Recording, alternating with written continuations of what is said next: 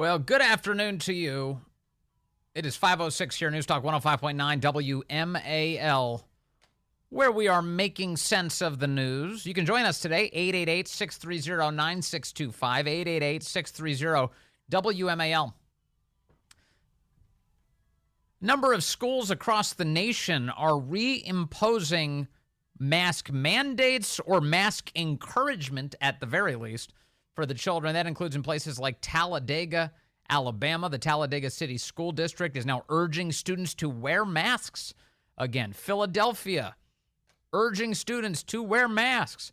And right here in Montgomery County, Maryland, Rosemary Hills Elementary School is requiring at least one class to wear masks in the days ahead because some kids tested positive. So now the kids have to cover their faces. Is this a good idea? Bad idea? Dr. Marjorie Smelkinson joins us now, infectious disease scientist with 4 children in the Montgomery County school system. She's back with us now. Dr. Smelkinson, good to have you here. Hi, Vince. Thank you for having me. It's been quite a while. I thought we were done talking about this. I thought we were too, and then it popped up in your county of all places. What do you think of this, the idea that they're forcing children to mask up again? So Rosemary Hills, just to give some context, it's an elementary school in MCPS. It's actually a K-2, second grade school. So the children are all very, very young. And so they have the most to lose with these mask mandates. They're doing it certain classes, 10 days, of course, unless they're eating or drinking, then they can take them off. And they're not just any old cloth mask you get from Old Navy. These kids, these 5-year-olds, these kindergartners are supposed to be wearing N95s. And, to give some context, all the kids in the school were not even in preschool when the pandemic started. So they've never been completely free of masks and other restrictions just continuing to pop up in their schools. And the reason why this happens is that young school children are easy targets for compliance. It's always schools that are targeted. Mask mandates are not coming back in workplaces or bars or restaurants. Adults are living normally, but it's just the kids that are continuing to suffer the brunt of these ridiculous pandemic restrictions. And the young kids are the least likely to suffer the severe consequences of COVID or even actually become infected by COVID. And also, these masks, based on every available study, really not that effective, right? Yeah, there's been so much data, very good high-quality data showing that the masks are not effective. The Cochrane Review meta-analysis showed that for COVID and flu, they're not effective. There's a great study coming out of Spain comparing unmasked 5-year-olds to masked 6-year-olds and finding no difference in case rates. And so I think that there's 2 problems going on here. I think that one problem is our public health officials and our CDC have not admitted that masks don't work to stop spread. And this is a very big problem. It's not that just we are beyond the need for masks because of low cases or built up immunity. We really have to admit that they don't work, or at least not with any sort of effectiveness that would warrant a mandate. And so that's what we're stuck with. We're stuck with authorities that haven't admitted this. So they still have this insane guidance that falls onto our schools. The other thing is that I think that there's whenever cases rise, there's this sense of we have to do something. We hear cases are rising, so we have to do something. So they reach for the easiest thing to do, which is to mask small school children. They're not going to get the guys in the bar wearing the masks. They're going to get the little 5-year-olds to put their masks on like good students. And so they reach for these things without caring about the data, without caring about the lack of effectiveness. They reach for these things without caring about the harms that they carry, especially as they pertain to young children wearing masks for prolonged periods of time. And they have continued to gaslight us about the harms. And they did this for 2 years, and now we have extensive data on the learning loss and the speech delays and the mental health. So it's quite clear that these pandemic restrictions that keep popping up are not benign, and they've had a very large cost on our children, and Yes. we should be doing whatever we can to make lives normal. And they're imposing a demented virtue signal on 6 and 7-year-olds. It's so insane. Yeah. What I mean, what is the underlying explanation for why the CDC can't admit the truth about masks? I think it will expose that they have failed. It's hard to admit that you were wrong, but that is why no one trusts the CDC anymore. I think it's pretty clear. You can just look around and see that masks are not really effective. And so, but they keep selling it because they just feel like they can't admit they were wrong. But what I find just really surprising with this is that I just feel like we are moving backwards. Yes.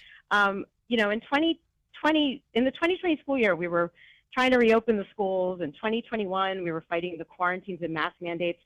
I don't really recall too much of an issue last year in 2022 school year in terms of COVID. But here we are in panic mode in 2023 when practically everyone has had COVID and we're reaching for these masks again. And so I think the only way to get out of this is for parents to fight back and just say, no, we've had it. Enough is enough. Yeah, it's garbage. Let me play some audio for you. This is Jackie Heinrich of Fox News today asking the White House's Karine Jean-Pierre about masks on children, given the news that you and I are discussing. There is, going into the fall, kids going back to school, CDC still recommends universal indoor masking for kids in school, students, staff, and it seems out of step with some of the studies around the usefulness of masks for kids. There was a piece in The Atlantic, and I'll just read you a quote from it. It says, "We reviewed a variety of studies, some conducted by the CDC itself, some cited by the CDC as evidence of masking effectiveness in a school setting to try to find evidence that would justify the CDC's no end in sight mask guidance for the very low risk pediatric population, particularly post-vaccination. We came up empty-handed." So especially with the president going to Congress to ask for more money for a new vaccine and more money for the CDC, should we keep funding these studies if the CDC is not making guidance that follows the results of those studies? Here's what I'll say. We did something that the last administration was incapable of doing, which is putting forth a strategy to really truly deal with COVID-19 and this pandemic. They were incapable of doing that. We put forth a comprehensive plan, and we are now in a different place than we were 2 years ago, a year ago. We're in a much better place to fight COVID-19. And we have the tools, and that includes masking. That includes vaccinations. And as you know, CDC and FDA said they're going to have vaccine by mid-September, and we're going to make sure and continue to do what we have done the past couple of years is inform folks, let them know that these new vaccines are here. She went on to say that the lower case counts and the lower deaths from COVID are all evidence of the government's great success under Joe Biden fighting COVID. What do you think of that? I just wanted to point out that was my Atlantic study, my Atlantic piece that they quoted, the reporter quoted there. Well, thank you for doing that. It's oh, it was my pleasure. It was last year, but I mean, the CDC runs terrible studies. They should have been running randomized controlled trials in 2020. At this point, everyone has had COVID. There is no reason that any of these restrictions should come back. They are going to tell you to get a booster based on no data. So, I think that we just have to, tune them out at this point. Parents have to fight back, especially when it comes to the kids. And they also have to stop testing. I don't understand why parents are just constantly testing and then reporting it to the schools even. It's not guiding any sort of treatment. Yes. If the kid is sick, they stay home. And it should be treated like any other illness. And I think we've really lost sight of that. That is how we treated illness before the pandemic. Yes. And we've always had circulating viruses and bacteria around schools. And we didn't implement restrictions when there was an uptick. Well, kids get sick, and it is okay. And Yeah, of course. And you heard it in Karine Jean-Pierre's answer just now, what this is really about. It's fundamentally a political signal because even she said the Trump people were awful at fighting COVID and we were great at fighting COVID. It's like such a stupid, childish answer. But the mask imposition, the mask imposition is meant to be a political signal. The reason the CDC can't admit that the masks were ineffective is because they believe it's a political question. It's that they need to adhere to a political outcome and not admit fault And this is why I think a lot of parents go along with it, because they think it has something to do with political orthodoxy. They've got to go along with it because that's kind of the vibe. Yeah, I mean, I think that the administration saying we fought COVID is just, very silly. I think what fought COVID is that people got COVID and we have just built up immunity against it. And that is what has got us out of it. Any administration, it would have been the same trajectory.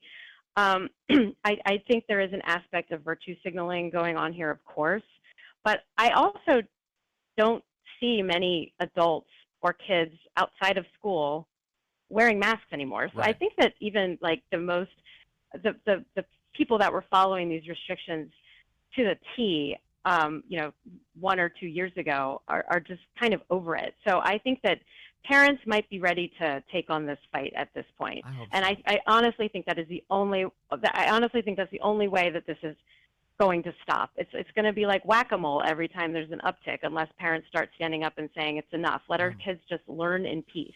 It's time to start flipping tables. That time was a long time ago, but you can start now if you'd like. Dr. Marjorie Smelkinson, thank you very much for your time today and your wisdom. Always appreciate that. Oh, thanks for having me on, Vince. Of course. Great to chat with you. Joe Biden, he's currently under a forced separation from his wife. His wife has to stay in Delaware because she has COVID. We've got to protect the president. He can't get COVID. Even though both of them have COVID twice already, now 3 times for Jill Biden. So they're keeping him separate from his wife. It's more important that he stay away from his wife, apparently. That's insane. Would you allow, just random government people to be like, hey, you can't be with your wife? No way. I don't care if I'm the president of the United States. My wife has COVID. Yeah, I'm fine. She can sleep in the same bed as me. That's fine. I'm not worried about that. But they're doing a bunch of theater with Joe, right? They put the mask on. I'm like, he's gonna wear a mask when he's indoors, when he's near anybody. That's funny because I'm looking at a picture on the front page of the Washington Times today, and I reported on this yesterday as it was happening. We had Dr. Marty McCary. Biden awarding the Medal of Honor to a Vietnam veteran, Captain Larry Taylor, a former Army pilot from the Vietnam War. He rescued his life to rescue a reconnaissance team that was about to be overrun by the enemy. Joe Biden placing a Medal of Honor around his neck yesterday, and he's breathing into the man's ear. He doesn't have a mask on. He shouldn't. He shouldn't have a mask on. But the White House has been claiming that he's got to wear a mask when he's near other people to prevent the spread of COVID. It's all so stupid. And, of course, Biden doesn't know how to follow any of the rules. So he's breathing all over this Vietnam veteran Medal of Honor recipient's ear. Here's Coringe today explaining why the public saw that happen. The president took off his mask, as I said he would, to deliver incredibly powerful remarks. Incredibly powerful. This is like Kim Jong-un level. He delivered incredibly powerful remarks. No remarks have ever been so powerful as the ones that Joe Biden delivered yesterday. About this Captain Taylor, and what he did in service to our nation, and he wanted to honor the captain. And for a brief time afterwards, he also didn't have his mask on, as you just laid out, and he left as planned, as it was planned. He left when there was a pause in the program in order to minimize his close contact with attendees who are about to participate in a reception. Yeah, he sprinted out of the room prior to the prayer. And people were saying, what is he doing? Why is the president leaving? And she was like, well, that was what we planned. She was asked more questions about this. CDC guidelines for people who are exposed to COVID say that you should wear a high-quality mask anytime you're around others inside your home or indoors in public. The president, of course, did wear that mask in the Medal of Honor ceremony, but then took it off and didn't put it back on. Was that a mistake? So look, I'm going to share a couple of things with all of you here, and just start with what the ceremony was all about, because it's incredibly important. It's incredibly important. The president took off his mask, as I said he would, to deliver incredibly powerful remarks. Incredibly powerful. About this Captain Taylor, and what he did in service to our nation, and he wanted to honor the captain. And for a brief time afterwards, he also didn't have his mask on, as you just laid out. Yeah, anyway. So that's Coringe today. And she just kept going on and on about how it was so powerful, and he didn't have his mask on for a moment, and that was it, and who cares? And by the way, she never actually answers the question. Why was she breathing all over his neck? Why was Biden breathing all over this guy's ears? I thought that was going to give him COVID. You're going to kill a Vietnam veteran? What are you doing? And she refused to answer the question. She was just like, oh, he took it off to deliver incredibly powerful remarks, and then he left at a time we told him to leave. What does that have to do with answering any of our questions? It doesn't. Let's take Sam in Alexandria, line 3. Sam, you're on the Vince Coglianese Show. Hey, thank you, brother. Hopefully you can get out here pretty quick because it is clear and a blue sky, beautiful outdoors. How about Anyway, to the point. My gosh, how can somebody stand in front of other people and lie and make up messages? And where do you learn that? And I was thinking, we had Baghdad Bob, and that just had a nice ring to it because as soon as you said Baghdad Bob, everybody knew what that meant. Yeah. The world's bestest and biggest liar. So I'm thinking, okay, Kiev, Corinne, or not bad. Corinne, or I just couldn't come up with a really good one. It's funny you say this. I have had this same thought. I haven't landed on a name yet either. I like Kiev Corinne, though. That's a good one, or Corinne, whatever you want to say. But man, she really is, and she has that same ingredient that Baghdad Bob had, which is he wasn't a particularly talented liar. It was just so amusing how bad he was at lying. And she's right there in the same category. So Sam, it's exactly the right comparison. You got it exactly right. And where do you learn that? I just can't get over it. Thanks, Sam. Sam's out there enjoying the weather. A man who enjoys the heat. Sam in Alexandria, thanks for calling. A lot more ahead here on the Vince Coglianese Show. Joe Biden just completely out of control. Well, good afternoon to you.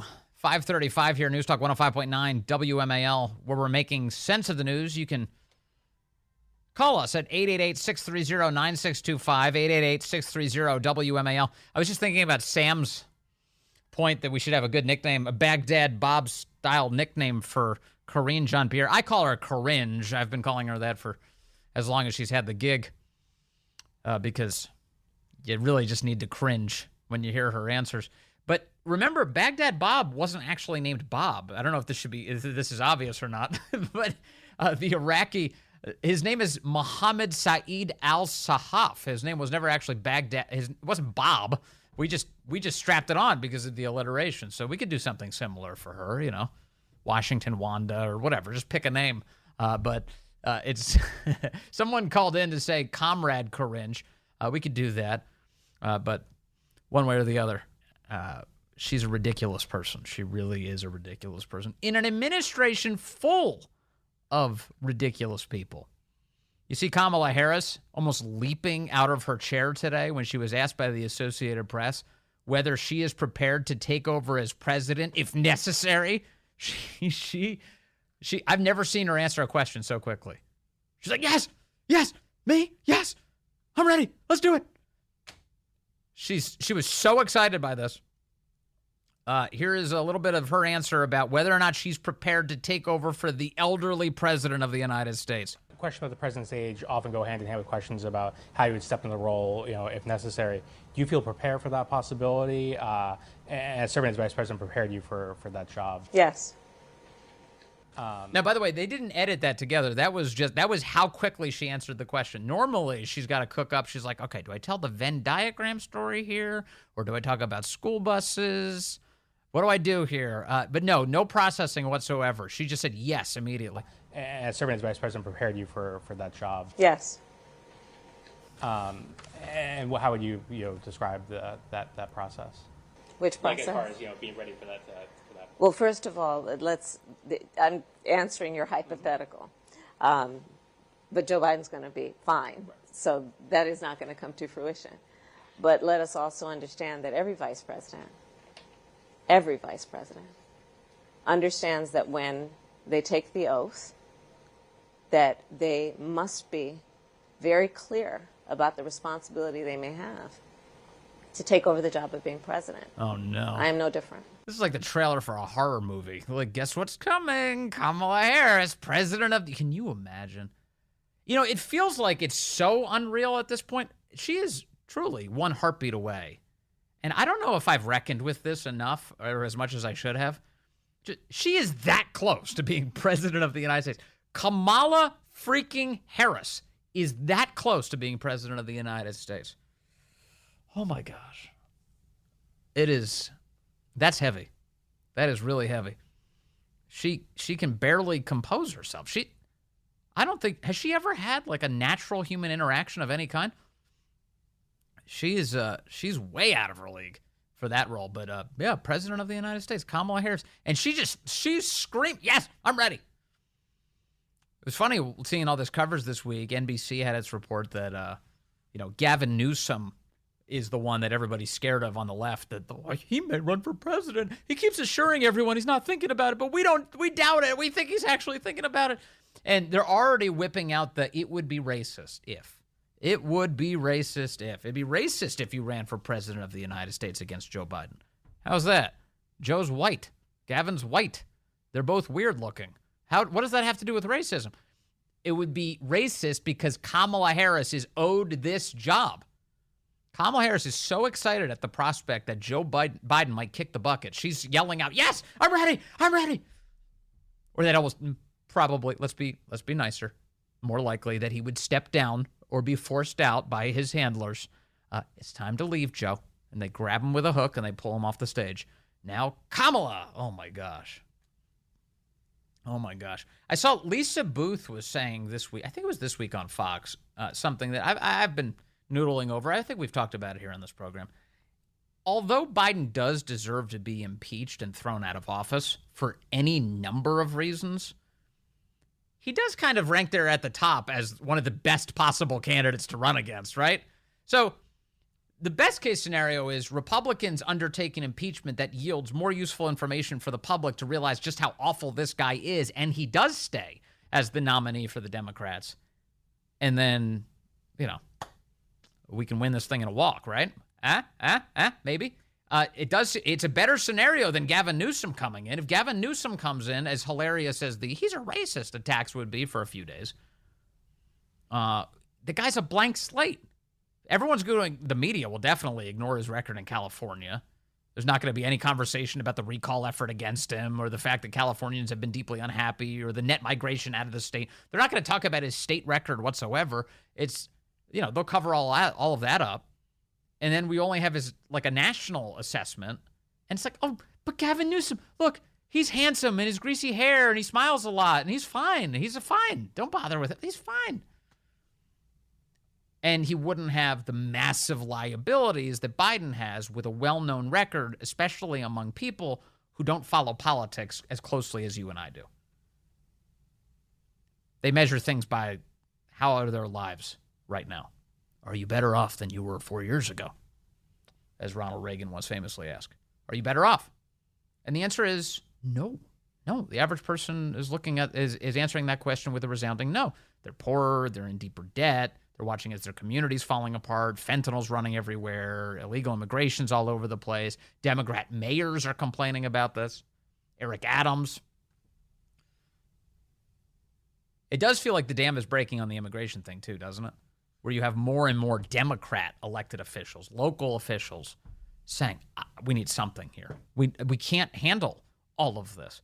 Eric Adams is deporting illegals from New York City and sending them to Jersey, where Phil Murphy, the governor there, is complaining about all of the illegals that are pouring into his state, the Garden State. We can't take them here either. And it's creating a panic in the Northeast. And Democrats, rightly, are catching the blame for this because they're the ones who opened the border. Joe Biden is not doing anything with the border. And the Mexican government is accelerating all of this, right? They know what a sucker Joe is. Did you see that the Mexican government put up a piece of the Berlin Wall recently? They put up a piece of the Berlin Wall in Mexico. The Associated Press has a report, Berlin Wall relic gets a second life on U.S.-Mexico border as Biden adds barriers. Okay, come on, please, with the Biden adds barriers. Tijuana, Mexico. That would be in the very southwest United States, just across the border from San Diego. As the U.S. government built its latest stretch of border wall, please, what century is this from? Mexico made a statement of its own by laying remains of the Berlin Wall a few steps away. The 3-ton pockmarked gray concrete slab sits between a bull ring, a lighthouse, and the border wall, which extends into the Pacific Ocean. I've been to this area. I know exactly what they're talking about. This is literally at the Pacific Ocean. There's a bull ring right on a big stadium for bullfights, right on the other side of the border fence there. This is the San Isidro port of entry. And there's basically 2 layers of wall there, but the wall has all of these cut marks in it because coyotes and illegal immigrants have been cutting through that portion of the wall for years. The Border Patrol has to constantly patrol that area and then patch up the fence for every spot that people have been cutting through. And that fence predates the Trump era. That fence has been there for a long time. They said the 3-ton pockmarked gray concrete slab sits between a bull ring, a lighthouse, and the border wall, which extends into the Pacific Ocean. Quote, may this be a lesson to build a society that knocks down walls and builds bridges, reads the inscription below the towering Cold War relic, which, of course, didn't divide. I mean, it's so stupid. It didn't divide 2 different countries from one another. It divided Berlin from itself. That's what the wall was for. It was if we built a wall in the middle of the country, that would make sense, what you're saying. Oh my gosh, we're blocking people from getting to other places in their own country. But they're insulting us here, using the Berlin Wall to do it. This is the Tijuana mayor, Montserrat Caballero. For Caballero, like many of Tijuana's 2 million residents, the U.S. wall is personal and political, a part of the city's fabric and a fact of life. She considers herself a migrant, having moved from the southern Mexico city of Oaxaca when she was 2 with her mother and fled the, quote, vicious cycle of poverty, physical abuse, and illiteracy. The installation opened August 13th at a ceremony with Caballero and Marcelo Ebrard, Mexico's former foreign secretary, who is now a leading presidential candidate. Yada, yada, yada. So there you have the Mexican government, the Tijuana mayor, mocking the United States for even having any semblance of border security. I love this idea that, Biden's building so much wall. The AP reports lower in the piece that Biden instead actually issued an executive order his very first day in office to halt border wall construction, ending the effort. And he didn't end it for any legitimate policy reason. He did it because Trump voters wanted a wall. And Biden's middle finger was to cancel the construction and then let the pieces of the wall that didn't go up rot on our southern border. They say his administration has moved ahead with small, already contracted projects, including replacing a 2-layered wall in San Diego, standing 18 feet high, with one rising 30 feet and stretching nearly half a mile to the ocean. Okay, that again, that's not really wall either. That's fence. And it's been cut through a ton. What they used to do, actually, there's a little door there at the San Isidro port of entry. After Mexican nationals would illegally immigrate into the United States, if they were caught by INS, now the Customs and Border Protection, if they were caught, Immigrations and Customs Enforcement as well, they would be just pushed out a door. There was not much of a process. They would literally open up a door, like the size of a door that you probably have in, every room you enter. They just open the door on the border and they just push people through. Like, all right, out you go, and then right back into Mexico. Are we doing that anymore? Well, look, here's the thing. A lot of the migration we're seeing is not from Mexico anymore.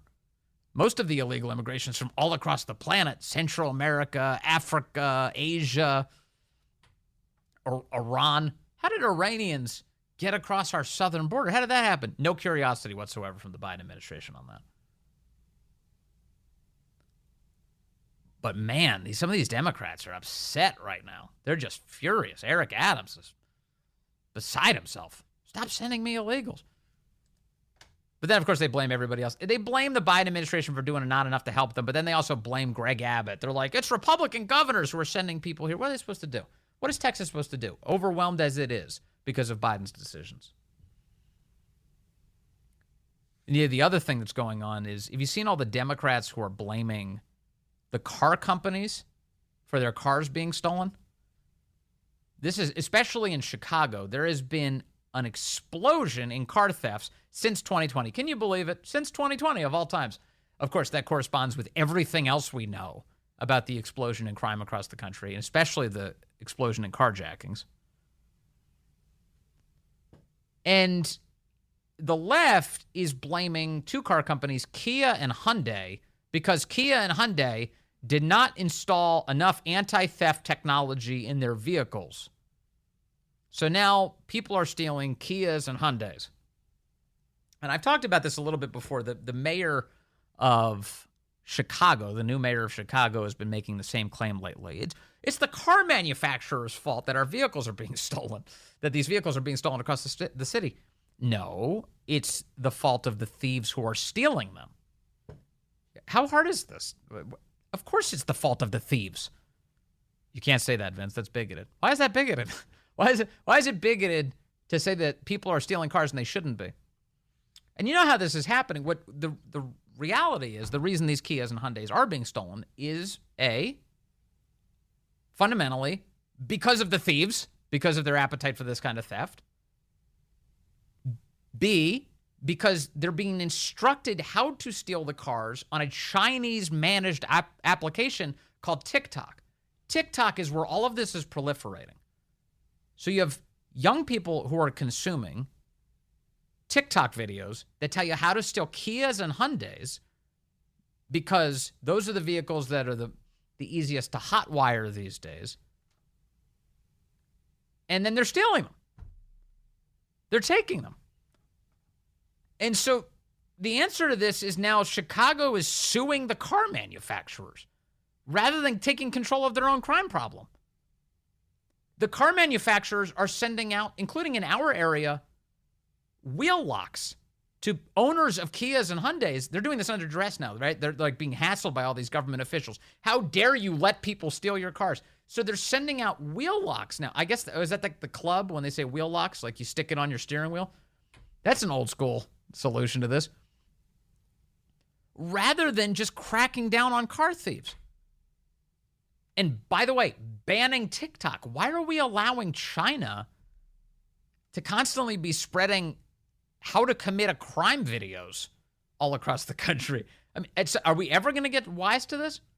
We can't ban TikTok because some congressman's 14-year-old daughter likes to use it? How stupid are we? So now the left is blaming the short skirts that those cars were wearing and saying they deserved it. They were asking for it. What are you talking about? Blame the criminal, always. And, of course, blame the people who allowed that crime to proliferate without consequence. And that would be Democrats. Yeah, Democrats attacking car manufacturers because their cars are being stolen? What? Matt is in Rockville, line 1. Matt, good afternoon. You're on the Vince Coglianese Show. Vince, is going after these car companies any different than any of these government officials going after, say, Coach or Louis Vuitton, and they're going to say, oh, well, stealing from them, you're making your purses too easy to steal, so we're going to come after the company? Or is that different because stealing from an evil, greedy corporation is noble? Yeah, exactly right. And I've had people are writing in to point out that the left has this same logic with gun manufacturers, by the way. It's not the person's fault who pulled the trigger. It's the gun manufacturer we need to destroy. And your point is so well taken. What about other stuff that's stolen? What about all of the Colgate and Tide and Advil that Giant just had to remove in Southeast Washington because people keep stealing it too much? How come they didn't install anti-theft technology on the Colgate? We should sue Colgate. No, you should stop the crime and make that community healthy. That's a start. Coming up, the great one, Mark Levin on WMAL.